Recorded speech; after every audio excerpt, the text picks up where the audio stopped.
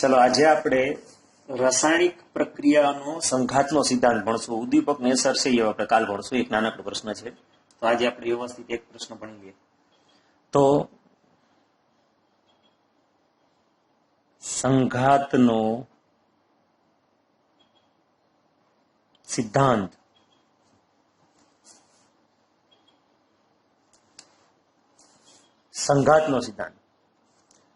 રાસાયણિક પ્રક્રિયા માટેનો સંઘાતનો સિદ્ધાંત.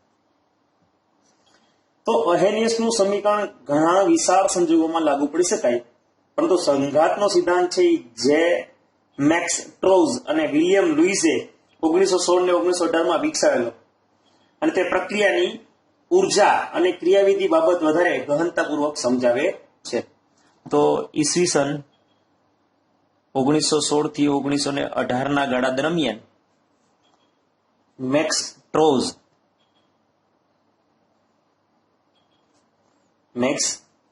ટ્રોઝ અને વિલિયમ લુઇસ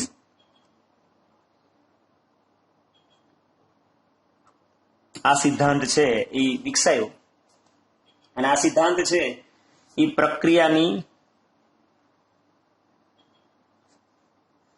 ઉર્જીય અને ક્રિયાવિધિ બાબતે આ ક્રિયાવિધિ બાબતો છે એને વધારે ગહનતાપૂર્વક સમજાવે છે. બરોબર. તે વાયુઓની ગતિ ઉર્જા ઉપર આધારિત છે. આ બધા એમસીમાં પૂછે, વાયુના ગતિ ઉર્જા પર આધારિત આ પ્રશ્ન પૂછી શકે. બરોબર. વાયુના ગતિવાદના સિદ્ધાંત ઉપર આધારિત આ સિદ્ધાંત છે. હવે આ સિદ્ધાંતમાં અમુક ધારણાઓ કરવામાં આવી છે. કેવી ધારણા? કે આ સિદ્ધાંત પ્રમાણે પ્રક્રિયકના અણુને સખત અણુ તરીકે લીધેલા છે. પ્રક્રિયકના અણુઓને સખત ગોળા તરીકે, અને પ્રક્રિયાને અણુ અથડાય ત્યારે થવા વિશેષ અભિધારણા કરી. તો આમાં શું કહ્યું છે આ સિદ્ધાંતમાં? એને પ્રક્રિયાને સખત ગોળા કીધા, અને પ્રક્રિયાના અણુઓ છે એ અથડાય, બરોબર, અણુઓ પ્રક્રિયા થવા માટે અણુઓ અથડાય એવી વિશેષ અભિધારણા ઉપર આ સિદ્ધાંત છે. બરોબર. તો પ્રક્રિયાના મિશ્રણમાં આપણે માની લઈએ કે આવી રીતના બે પ્રક્રિયક છે, એ અને બી. બરાબર. તો આ બે પ્રક્રિયકો છે, તો આ એકમ કદની અંદર 1 સેકન્ડમાં, બરોબર, 1 સેકન્ડમાં કેટલા એ અને બી વર્ણો વચ્ચે અથડામણ થાય છે. બરોબર. પ્રક્રિયા મિશ્રણમાં પ્રતિ સેકન્ડે એકમ કદમાં કેટલા એ અને બી અણુઓનું અથડામણ થાય, એટલે કે એકમ કદે સંઘાતની સંખ્યાને એને આવૃત્તિ ઝેડ કીધી. એ જે સંખ્યા હોય એને સંજ્ઞા આપી ઝેડ. તો પ્રક્રિયા મિશ્રણમાં પ્રતિ સેકન્ડે પ્રતિ એકમ કદે સંઘાતની સંખ્યાને સંઘાત આવૃત્તિ, જેટલું નામ છે સંઘાત આવૃત્તિ ઝેડ કહેવામાં આવ્યું છે. રેડી. તો આ બીજું પરિબળ છે જે રાસાયણિક પ્રક્રિયાના વેગને અસર કરે છે, અને એ છે રાસાયણિક સક્રિયકરણ ઉર્જા. એક આ સંઘાત આવૃત્તિ અને બીજું છે સક્રિયકરણ ઉર્જા. તો આપણે દ્વિઆણવીય પ્રાથમિક પ્રક્રિયાનો એક્ઝામ્પલ લઈએ. આ જે એક્ઝામ્પલ આપ્યું એ અને બી એ બે જે પ્રક્રિયા થશે અને આપણને નિપજ મળશે. તો આજે મેક્સ ટ્રોઝ અને વિલિયમ લુઇસે જે આપણે સિદ્ધાંત આપ્યો એના આધારે રાસાયણિક પ્રક્રિયાનો વેગ છે એનું સમીકરણ એને આપ્યું ઝેડ એ બી, એટલે કે એ અને બી વચ્ચે સંઘાતની કુલ સંખ્યા એકમ કદમાં પ્રતિ સેકન્ડે e⁻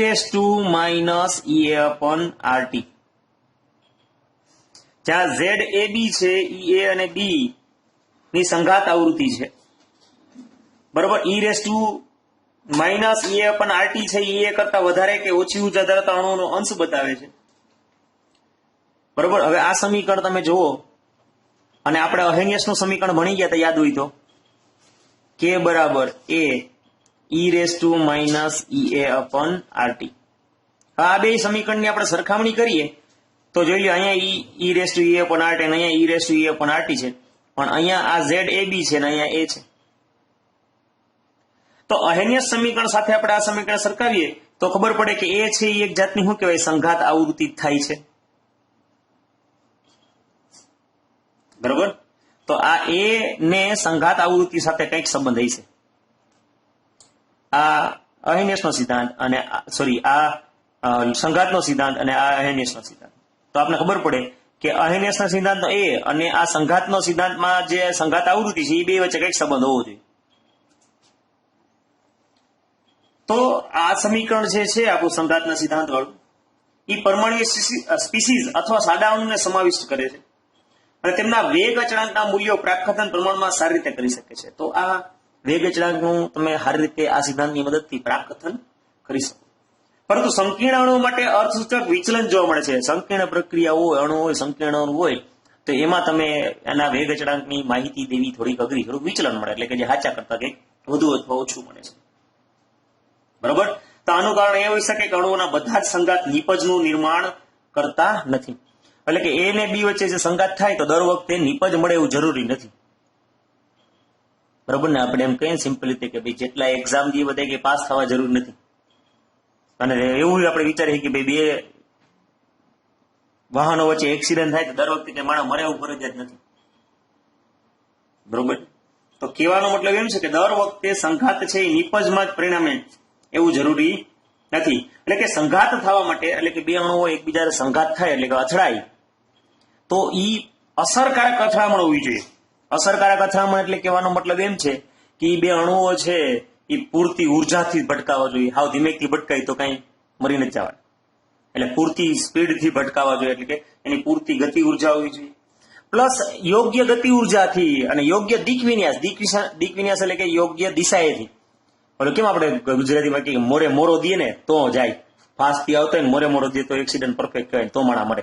એમ સંઘાત, અસરકારક સંઘાત કોને કહેવાય કે પૂરતી ગતિ ઉર્જા હોય અને યોગ્ય દિક વિન્યાસ સાથે સંઘાત થાય ને તો જ ઈ પ્રક્રિયકના અણુ વચ્ચેનો બંધ તૂટશે અને ઈ વસ્તુ નવા બંધ રચાય ને નિપજ બનશે. અને આવું થાય તો એને કહેવાય અસરકારક સંઘાત. સમજાણું? તો અસરકારક સંઘાત તમને સમજાણું ને? અસરકારક સંઘાત. તો અસરકારક સંઘાત માટે બે વસ્તુ ઇમ્પોર્ટન્ટ થઈ ગઈ તો જ નિપજ મળે. એક, અણુઓ છે પૂરતી ગતિજ ઉર્જા ધરાવતા હોવા જોઈએ, અને બીજું ઈ યોગ્ય દિક વિન્યાસ એટલે યોગ્ય દિશાએથી સંઘાત બરોબર પામે. તો શું થાય? તો પ્રક્રિયક છે ના બંધ તૂટે અને નિપજમાં બંધ નિર્માણ એટલે કે બને. અને આવી સંઘાતને શું કહેવાય? અસરકારક સંઘાત. બરોબર. આ વસ્તુ સમજવા માટે આપણે એક્ઝામ્પલ લખીએ. જસ્ટ સમીકરણ આપણે લખીએ કે આ બ્રોમોમિથેન છે એની OH સાથેની હાઇડ્રોક્સિલ આયન સાથેની પ્રક્રિયા કરો તો બની ગયું મિથેનોલ અને આ બ્રોમાઇડ આયન. બરોબર. અમે સિમ્પલ સમીકરણ લખ્યું. હવે આપણે એને દિક વિન્યાસ સાથે લખીએ તો શું થાય? તો દિક વિન્યાસ બતાવવા માટે એટલે કે યોગ્ય ગોઠવણી દ્વારા, અવકાશીય ગોઠવણી દ્વારા સમજાવીએ તો આ BR બરોબર એની યારે OH ભટકાશે તો સંભાવના 2.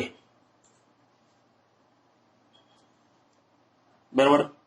આવી રીતના શું થશે કે OH છે એ BR ની હામ સામે ભટકાણ. બરોબર. આવી રીતના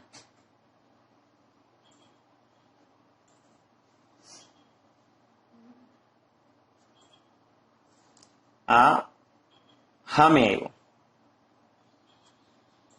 બરોબર.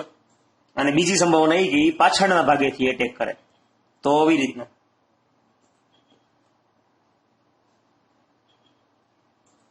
તો પાછળના ભાગેથી એટેક થશે તો શું થશે? આ બીઆર બંધ તૂટશે અને અહીંયા આ OH આવશે.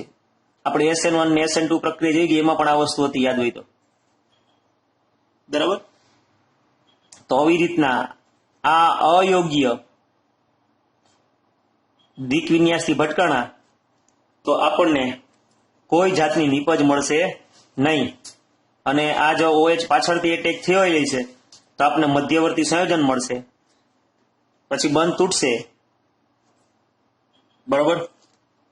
આ H આ H આ H અને આ OH બની ગયો મિથેનોલ અને આ BR છૂટો પડી ગયો.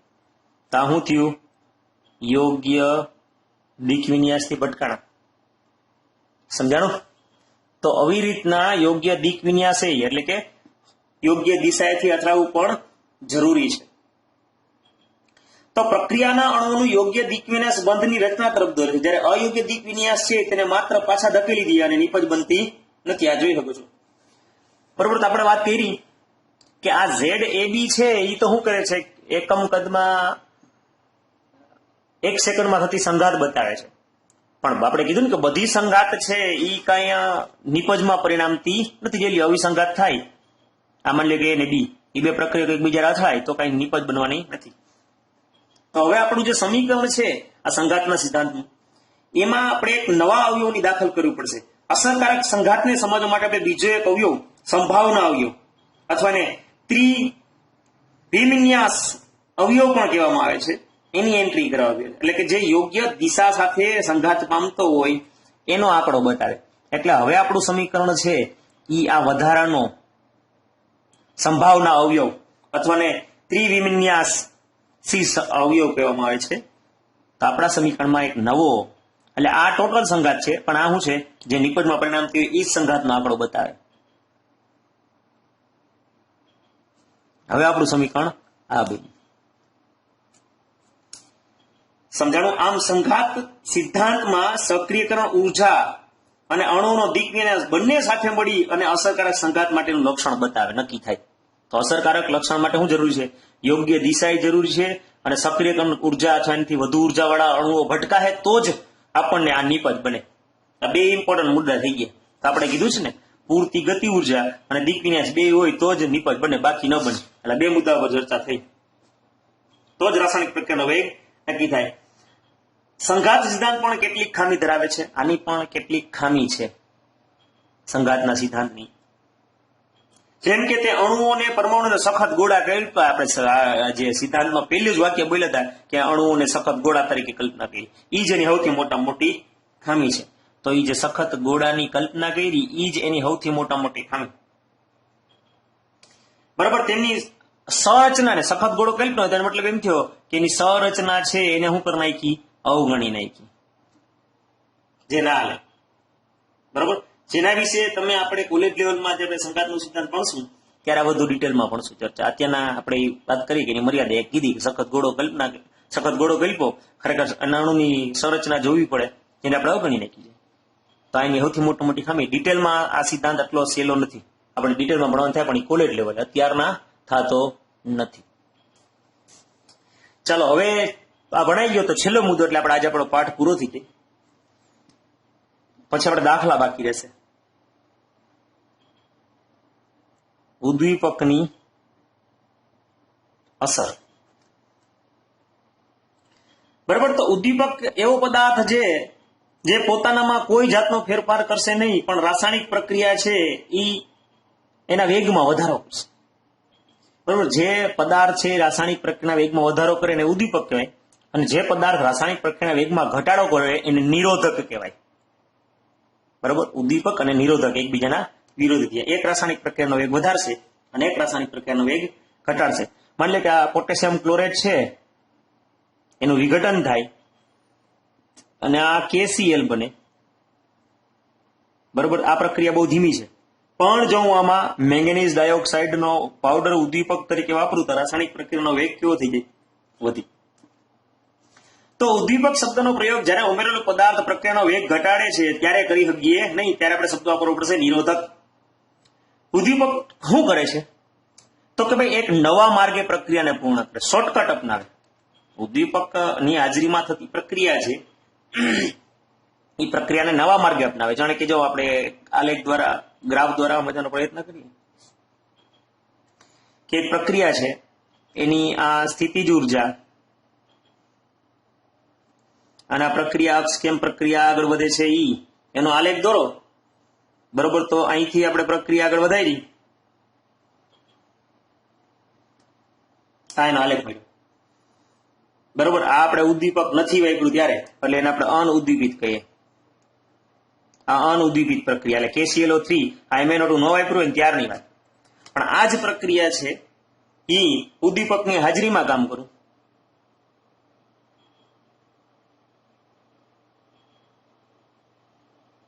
જો આ બે છેડા તો હારે જ છે, એને ઉદ્દીપિત પ્રક્રિયા કહેવામાં આવે છે, ઉદ્દીપકની હાજરીમાં. જોઈ લ્યો, તો ઉદ્દીપકનું કાર્ય મધ્યવર્તી સંકીર્ણના સિદ્ધાંતને આધારે સમજાવીએ કે આપણે મધ્યવર્તી સંયોજન સમજાવ્યું હતું નવું, યાદ છે ને મધ્યવર્તી સંયોજન. આ સિદ્ધાંત પ્રમાણે ઉદ્દીપક રાસાયણિક પ્રક્રિયાના પ્રક્રિયકો સાથે ક્ષણિક બંધ રચાય, મધ્યવર્તી સંયોજન બને, અને મધ્યવર્તી સંકીર્ણ છે એ પછી ક્ષણિકમાં વિઘટન પામી જાય અને નિપજ બને, અને ઉદ્દીપક કેવો મળે આપણને? પાછો મળે. સમજાણું? તો આમાં એવું માનવામાં છે કે ઉદ્દીપક વૈકલ્પિક પ્રક્રિયા માર્ગ એટલે કે શોર્ટકટ પ્રક્રિયા અપનાવે છે, એવી ક્રિયાવિધિ અપનાવે છે જે સક્રિયકરણ ઉર્જામાં શું કરી દઈએ તો કે ઘટાડો. બરોબર, એટલે ઉર્જા અંતરાય છે એ ઘટે એટલે શું થાય કે રાસાયણિક પ્રક્રિયા છે ઝડપી થઈ જાય. તો ઉદ્દીપક છે એ પ્રક્રિયાને અંતે પાછો મળે છે, એટલે ઉદ્દીપક છે એની માત્રા કેવી જોઈએ? ખૂબ જ ઓછી. બરોબર, એક ઉદ્દીપકનો અણુ હોય ને એમ કહેવાય ને કે લાખો કરોડો જેટલા પ્રક્રિયકના અણુઓને નિપજમાં રૂપાંતર કરવાની શક્તિ ધરાવતો, એટલે એની માત્રા કેવી જોઈએ? બહુ ઓછી. તો ઉદ્દીપકનું ઓછું પ્રમાણ પ્રક્રિયકોના વધારે જથ્થાને ઉદ્દીપિત કરી શકે છે. ટૂંકમાં ઉદ્દીપક પ્રક્રિયાની ગિબ્સ ઉર્જામાં ફેરફાર કરતો નથી. ગિબ્સ ઉર્જામાં કઈ ફેરફાર નહીં કરે, નિપજ પણ વધુ નહીં મળે, પણ પ્રક્રિયા પૂર્ણ થવા માટેનો સમય ઘટાડશે. આવું બધું આપણે આગલા પૃષ્ઠ રસાયણમાં પણ આ વસ્તુ ભણી ગયા છે. બરાબર, ઉદ્દીપક છે સ્વયંપૂરિત પ્રક્રિયાને જ પ્રક્રિયામાં ઉદ્દીપક તરીકે વાપરી શકીએ. બિન સ્વયંપૂરિત પ્રક્રિયાને ઉદ્દીપિત કરતો નથી. આપમેળે થતી પ્રક્રિયામાં જ ઉદ્દીપક કામનો, આપમેળે થતી ન પ્રક્રિયામાં ઉદ્દીપક કામનો નથી. બરાબર, ઉદ્દીપક છે આપણે માની લઈએ કેવી રીતના છે, આ A ને B વચ્ચે પ્રક્રિયા થઈ અને આપને નિપજ C ને D મળ્યું, તો સંતુલન અચળાંકને પણ અસર કરતો નથી. સંતુલન અચળાંક બદલાતો નથી, મતલબ કે નિપજની માત્રા વધારશે નહીં. એ પૂર્વગામી પ્રક્રિયા અને પ્રતિગામી પ્રક્રિયાના વેગ એક સરખી રીતે વધારશે, એટલે સંતુલન માટેનો સમય છે એ ઘટાડશે. આ બધું આપણે સંતુલન ચેપ્ટરમાં ભણી જ ગયા છે. સમજાણું? રેડી? ટૂંકમાં પૂર્વગામી અને પ્રતિગામી બે પ્રક્રિયા એટલા ઝડપથી વધારશે કે સંતુલન ઝડપી સ્થપાઈ જાય, પણ નિપજની માત્રા વધારશે નહીં. તો અહીંયા આપણે આ પાઠની સંપૂર્ણ થિયરી પૂરી થઈ ગઈ. હવે આપણે આ પાઠના ચેપ્ટરના દાખલા ગણવાના છે, તો હવે આપણે કાલથી દાખલા ગણશું.